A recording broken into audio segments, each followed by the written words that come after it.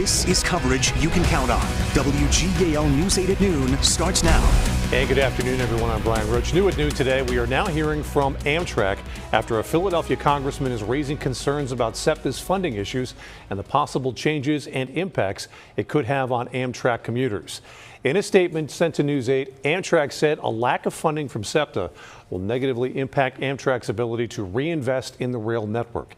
Amtrak continues in their statement saying this could lead in infrastructure deterioration and the speed of operations on Amtrak-operated PennDOT-sponsored Keystone service and the Pennsylvania service between Philadelphia, Harrisburg, and Pittsburgh, as well as Northeast Corridor services. The Keystone service train makes 13 daily round trips between Harrisburg and New York City, with stops in Lancaster County. Representative Brendan Boyle of Pennsylvania's 2nd District says the service line could be suspended due to a loss of more than $71 million in payments, from SEPTA to Amtrak. More than 1.2 million riders used the Keystone line last year, nearly a 14% increase from 2023. Many people in our area rely on the Keystone service. If SEPTA cuts or eliminates that funding to Amtrak, that rail line will cease to operate. SEPTA says a budget deficit of $213 million is leading them to implement service cuts and a 21.5% fare increase. SEPTA says 50 bus routes will be cut starting August the 24th, as well as 5 regional rail lines that SEPTA operates on Amtrak tracks. SEPTA does not know how it will impact the Keystone line service, though. No decisions have been made.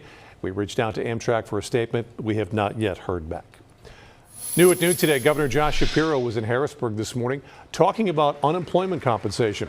The governor discussed how improved response times and more employees have helped speed up the process for those looking to file for unemployment. In commitment coverage today, Pennsylvania State Treasurer Stacey Garrity has announced her campaign for governor. Her announcement video played up her military career and support for the president. In an interview after announcing her bid, Garrity said Pennsylvania can change its trajectory by electing her over Josh Shapiro. We all know Josh Shapiro is very polished. He's a great politician. He's a prolific fundraiser. But I'll tell you what. I am not a career politician, and I will work hard every single day to turn things around. Several Republican congressmen will be in York County this afternoon touring a military production facility. Senator Dave McCormick and Representative Scott Perry and Lloyd Smucker will tour aerospace company BAE Systems. That tour expected to happen around 3:30. Let's talk about the weather now. Get a live look from our Skycam network. A lot of clouds all over the Susquehanna Valley right now, but will they lead to anything? Here's meteorologist Mike Susko. Yeah, good afternoon, Brian. Looks like it's just going to be leading to a cloudy, cool day across the area. We're not expecting much in terms of rainfall as we go through the day today. So just going to be several cool days in the 70s here as we go through this week. And as we go into tomorrow, that will be our best chance for some rain. It will be Wednesday, but overall today looking pretty low. And of course, we're keeping an eye on Aaron's impacts as they are going to continue to increase throughout the week here, mostly at the beach in terms of dangerous swells and rip currents for those of you who may be heading to the shore later on this week. Now, Gettysburg right now, a lot of cloud cover in place here, and it is cool. We're in the 70s for the most part, but 68 in Chambersburg, 71 in Lancaster, as well as York, 74 currently in Harrisburg.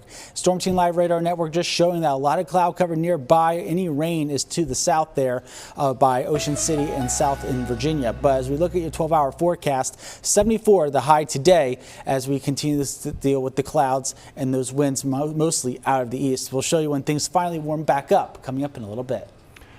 Right now, crews are on the scene of a house fire that started early this morning in Franklin County. Emergency dispatchers say this happened on Tanyard Hill Road in Southampton Township just before 1. News 8 has reached out to the state police for an update. They said they are still investigating and would not tell us if anyone was hurt.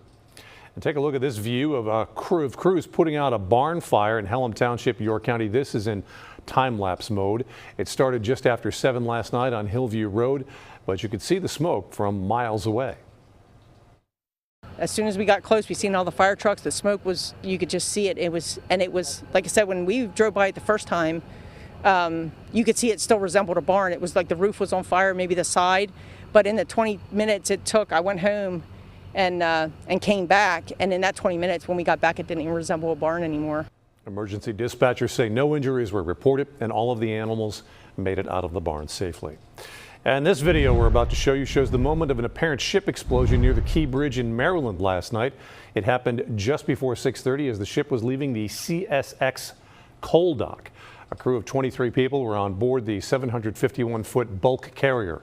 The fire officials said no injuries were reported, that the vessel showed signs of damage consistent with a fire and explosion. According to a member of the Baltimore and Chesapeake Bay Ship Watchers group, the ship was full of coal. It'll be moved to an anchorage area until it is cleared by the Coast Guard. What caused this is still under investigation. New updates in the case against Kevin Ahn. He's the Lancaster County man accused of killing 2 people in Maryland and then driving his mother's body to his sister's home in Penn Township, Lancaster County. News 8's Jacob Hunzinger has the latest from the courtroom on Monday. Kevin Ahn was back in a Maryland courtroom on Monday for yet another hearing. Ahn's behavior was described as erratic and confusing. Ahn was indicted on 8 charges, including 2 counts of first-degree murder. The Maryland court indicted him in the murder of his mother's roommate and the roommate's ex-husband. He's also accused of staging the deaths to look like suicides. Ahn told the judge that he's continuing to appeal the competency test that the court ordered. He said that he is invoking his right to remain silent, yet for the remainder of the hearing spoke a lot, arguing with the judge over whether his right to remain silent overrules the ordered competency test.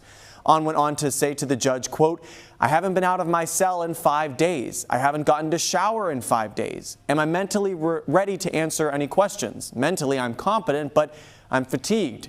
I'm tired from a lack of sleep due to the inhumane conditions." He continued, quote, "Please don't get offended if I choose to not answer your yes or no questions. It doesn't mean I'm mentally incompetent. It just means I'm choosing to remain silent. I'm using all my amendments from this moment on," end quote. The hearing ended with Ahn walking away from the judge before being dismissed, which led to the judge not even setting a trial date or next court appearance date.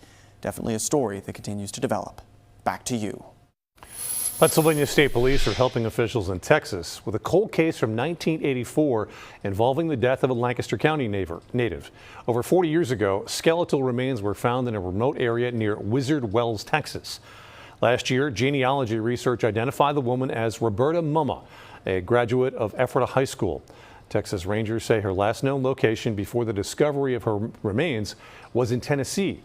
The picture you're seeing is an aged representation of her. Rangers are looking to talk with anyone who knew her. If you know anything about this case, we have the numbers to call on our website, WGAL.com. Lancaster County's nearly 40-year-old Crime Stoppers program is getting a bit of a reboot. The tip line used to use a 100 number, but is now moving to social media. The program now lets you text your tip anonymously. There's a QR code to connect and a Facebook page. Rewards can be up to $1,000 for information given to police. The goal is to expand, really grow where people are getting the information, not limit it to just one forum or one platform, but really make sure that people have multiple ways to get the information to the local police, whether it's through us or through the local police directly. Crime Stoppers is governed by a board whose members are anonymous and meet once a month. The board will meet this week and is hoping renewed attention to the program will help bring in tips to solve more crime.